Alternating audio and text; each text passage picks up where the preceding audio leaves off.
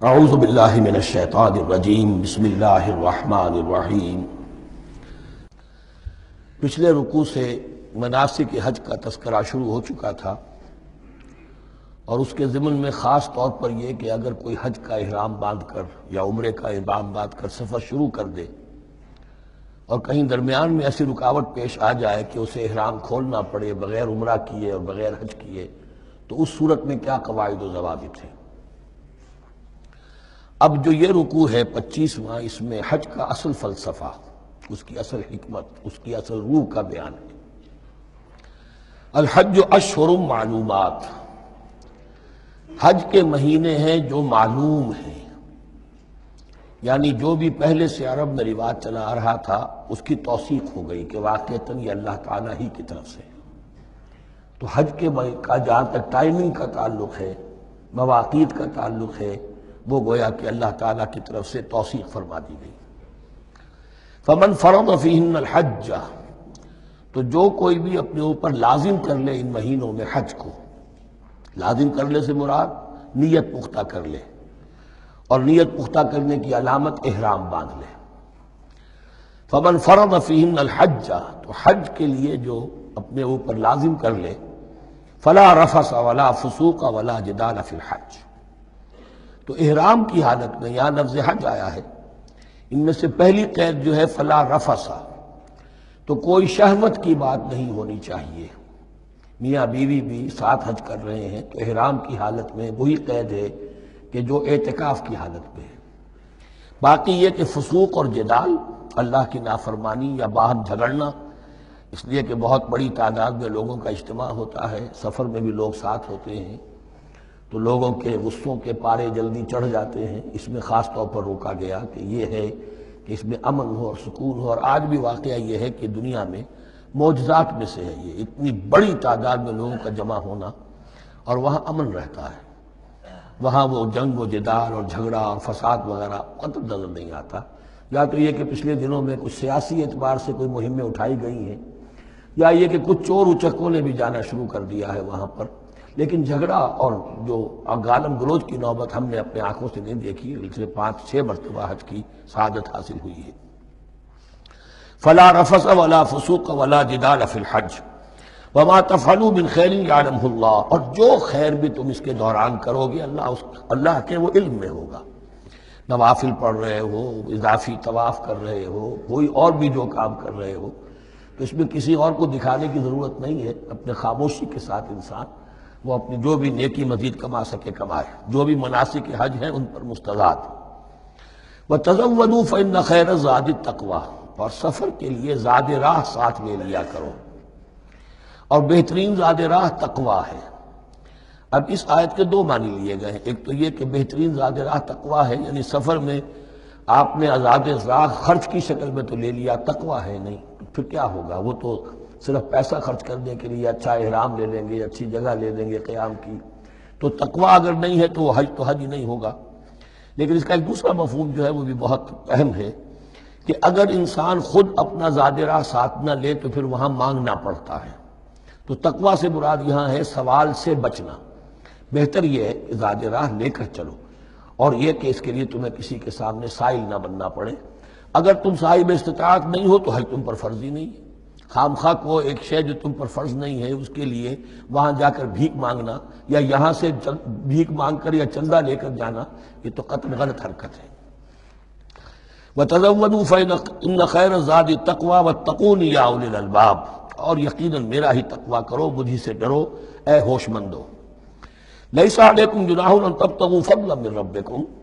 اس میں تم پر کوئی حرج نہیں ہے، کوئی گناہ نہیں ہے کہ تم حج کے سفر کے دوران اپنے رب کا فضل بھی تلاش کرو۔ آدمی ہندوستان سے پاکستان سے جا رہا ہے، اسے ایسی اجناس لے جائے تجارت کے لیے جو وہاں پر بیچ کر کچھ نفع حاصل کر لے، تو یہ تقویٰ کے منافی نہیں ہے۔ اگر وہاں پر کوئی کاروبار کر سکو کرو۔ فَإِذَا أَفَضْتُم مِّنْ عَرَفَاتٍ، تو پھر جب تم عرفات سے واپس لوٹو، اس لیے کہ اصل حج جو ہے وہ عرفہ ہے، الحج العرفہ۔ حج کے بقیہ تمام مناسک رہ جائیں، صرف عرفہ میں شمولیت ہو جائے، قیام عرفہ میں، تو حج ہو گیا۔ باقی جو چیزیں رہ گئی ہیں اس کا جو بھی اس کا کفارہ ہے، اس کا جو دم دینا ہے وہ دے دیا جائے۔ لیکن عرفہ سے اگر آدمی رہ گیا عرفات کے قیام سے تو پھر حج نہیں ہوا۔ اب یہاں سے جب لوٹتے ہو تو فاذکروا اللہ عند المشعر الحرام، یہ ٹائم ٹیبل نوٹ کر لیجئے کہ اصل میں 8 کی شام کو مکے سے نکلتے ہیں 8 ذی الحج کو، اور رات منی میں گزارتے ہیں۔ پھر 9 کا دن ہے اصل یوم عرفہ، 9 ذی الحج، صبح کو نکلتے ہیں، قافلے چلتے ہیں، اور کہیں دوپہر تک، اور دوپہر سے بھی ہو سکتا ہے تاخیر ہو جائے، لیکن کوشش ہوتی ہے کہ ظہر سے پہلے پہنچ جایا جائے، لیکن ظہر اور عصر دونوں ملا کر پڑھ لی جائیں عرفات میں داخل ہونے سے پہلے۔ اس لیے جو مسجد ہے عرفات کے میدان سے ملحق وہ عرفے کے اندر شامل نہیں ہے، وہ اس کی حدود سے باہر ہے۔ تو اصلیے اس کا افضل یہی ہے کہ ظہر اور عصر ملا کر وہاں پڑھی جائیں، اور اس کے بعد سے غروب آفتاب تک قیام ہے، وہ عرفات کا قیام ہے، اس میں کوئی نماز نہیں، یعنی جو روایتی جو عبادت ہے اس کے سب دروازے بند۔ اب تو اگر دعا کی آپ کے اندر ایک روح پیدا ہو چکی ہے، اپنے رب سے ہم کلام ہو سکتے ہیں، اور آپ کو حلاوت مناجات حاصل ہو گئی ہے، تو دعا مانگتے رہیے، بس یہی ہے دعا۔ قیام عرفہ جو ہے کھڑے ہو کر بیٹھے ہوئے جس طرح بھی ہو اللہ سے مناجات کرو، یا پھر یہ کہ اگر اس میں کبھی ہو جائے کسی وجہ سے تو آدمی تلاوت کرے، لیکن یہ کہ عام نماز نہیں۔ فَإِذَا أَفَضْتُم مِّنْ عَرَفَاتٍ فاذكروا اللَّهَ عِندَ المشعر الحرام، یہ مزدلفہ کا قیام ہے، 9 کی شام کو مغرب کی نماز کا وقت ہو چکنے کے بعد وہاں سے روانگی ہے، لیکن وہاں مغرب کی نماز پڑھنے کی اجازت نہیں ہے۔ اب جاؤ اور مغرب اور عشاء دونوں جمع کرو اس میں مشعر حرام یعنی مزدلفہ میں۔ وَاذْكُرُوهُ كَمَا هَدَاكُمْ، اور یاد کرو اسے، ذکر کرو جیسے کہ تمہیں اس نے ہدایت دی ہے۔ اس سے مراد ہے کہ جو کچھ اللہ کے رسول نے تمہیں سکھایا ہے، ذکر کے جو طور طریقے ہیں، اس کے لیے جو بھی طریقے ہیں وہ اللہ نے ہدایت دی اپنے رسول کے ذریعے۔ وَإِن كُنتُم مِّن قَبْلِهِ لَمِنَ الضَّالِّينَ، اور یقیناً اس سے پہلے تو تم گمراہ لوگوں میں سے تھے، تمہیں معلوم نہیں تھا، حج کی شکل باقی رہ گئی تھی، اس کی روح ختم ہو گئی تھی، اس کے مناسک میں بھی تم نے رد و بدل کر دیا تھا، وہ آگے آ رہا ہے۔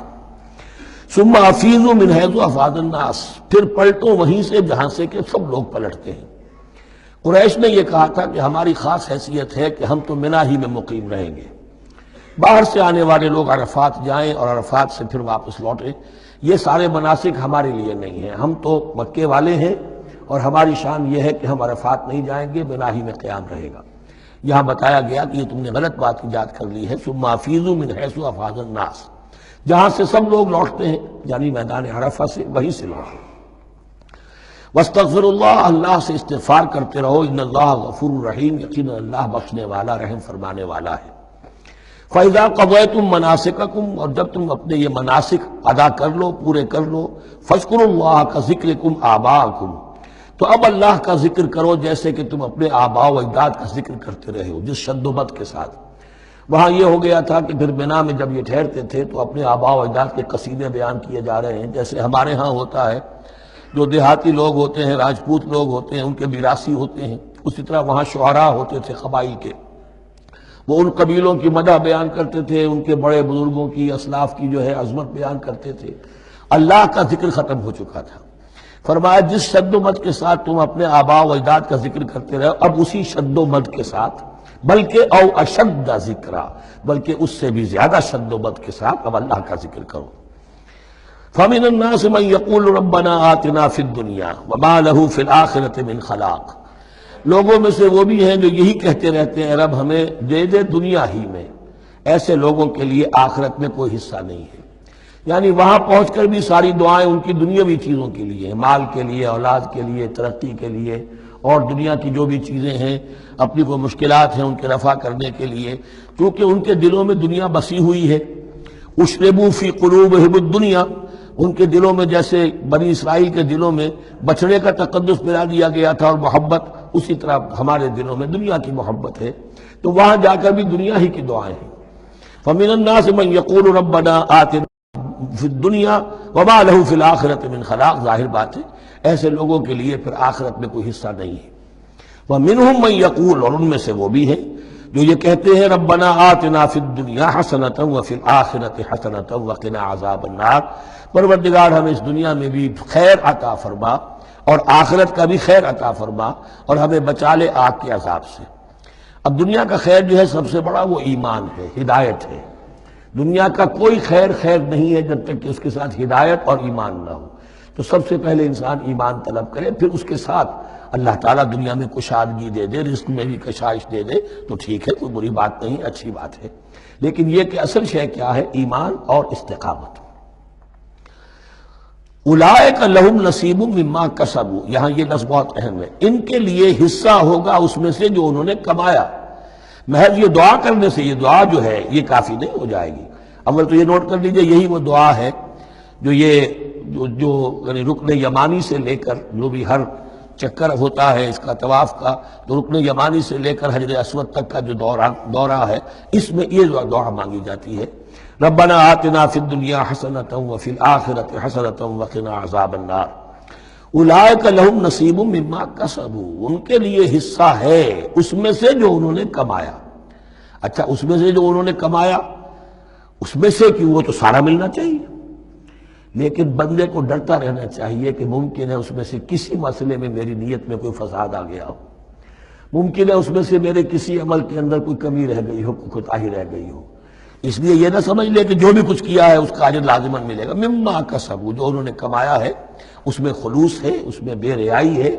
اس میں تمام جو بھی اس کے آداب اور شرائط ہیں ملحوظ رکھے گئے ہیں، تو ان کو ان کا حصہ ملے گا۔ واللہ سریع الحساب، اور اللہ تعالیٰ کو حساب چکانے میں دیر نہیں لگتی، بہت جلدی حساب کر لے گا۔ اب تو ہمارے سامنے نقشے موجود ہے، کمپیوٹرز ہیں، کتنی جلدی حساب ہو جاتا ہے، تو اللہ کے ہاں تو پتہ نہیں کیسا سپر کمپیوٹر ہوگا کہ اسے حساب نکالنے میں دیر نہیں لگے گی۔ وَاذْكُرُوا اللَّهَ فِي أَيَّامٍ مَّعْدُودَاتٍ، اور ذکر کرو اللہ کا گنتی کے چند دنوں میں۔ یہ لفظ یہاں پر پھر آ گیا ہے اس بات کی وضاحت کے لیے جو میں نے عرض کیا تھا کہ ابتدائی جو حکم تھا روزے کا، ایام معدودات، وہ 3 دن کے روزے تھے، اس لیے کہ یہاں بھی معدودات کا لفظ آیا ہے، فی ایام معدودات، اور سب کو معلوم ہے یہ 3 دن ہیں، 11ویں 12ویں 13ویں تاریخ جو ہے ذی الحج کی، کہ پھر یوم نحر کے بعد 3 دن یہاں پر قیام ہے، مبیت ہے، وہ 3 دن ہے ایام معدودات۔ فمن تعجل فی یومین، تو جو کوئی 2 دن ہی میں جلدی سے واپس آ جائے، فلا اثم علیہ، یعنی 3 دن پورے نہیں کرتا، 2 دن ہی میں واپسی اختیار کر لیتا تو کوئی گناہ اس پر نہیں ہے۔ ومن تاخر، اور جو پیچھے رہے یعنی 3 دن کی مقدار پوری کر لے، فلا اثم علیہ لمن اتقی، تو اس پر بھی کوئی گناہ نہیں، لیکن شرط ہے تقوی۔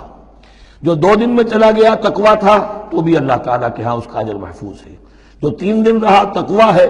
تیسرے دن اس نے کچھ اور ہی حرکتیں نہ شروع کر دی ہوں، جی اکتایا ہوا ہے اور طبیعت کے اندر جو ہے وہ ٹھہراؤ نہیں ہے، تو وہ تیسرا دن اس کے لیے کوئی خاص مفید نہیں ثابت ہوگا۔ لیکن یہ کہ اصل شے جو ہے اللہ کے ہاں جو چیز کے شرط لازم ہے قبولیت کے لیے وہ تقوی ہے۔